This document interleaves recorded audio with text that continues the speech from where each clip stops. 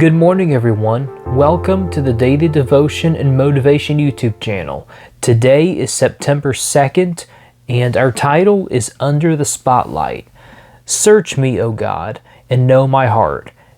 Test me and know my anxious thoughts. See if there is any offensive way in me. Psalm 139, 23 and 24. Have you ever stopped to think how difficult it must have been for David to pray this prayer? We don't know if he penned these words before or after his terrible sin with Bathsheba, 2 Samuel 11:2.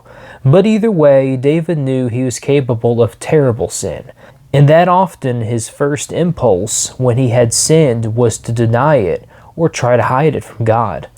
To ask God to search out the darkest, most secret corners of our minds and hearts takes courage. And yet, what happens if we aren't willing to do this? Then the sins we know about remain unconfessed, and our fellowship with God remains cold and distant.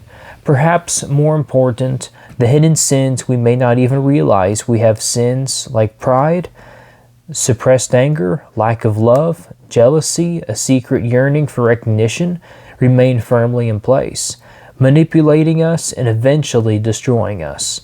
Have the courage to pray this prayer, and whatever God reveals, confess it, repent of it, and ask Christ to replace it with His purity and love. Wisdom for today.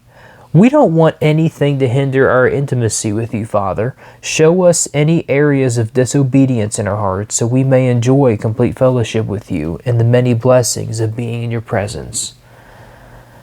When we come to Christ, it is our goal to not actively sin, because whenever we sin, we feel that much further from God. And even though that we are saved, we need to do our best to not sin. But whenever we do, we need to come to God and just lay it at His feet so that it will be off of us into Him.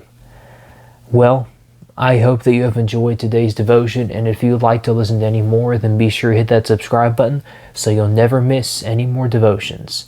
I'm Carson. Keep watching my content, and I'll see you here again tomorrow.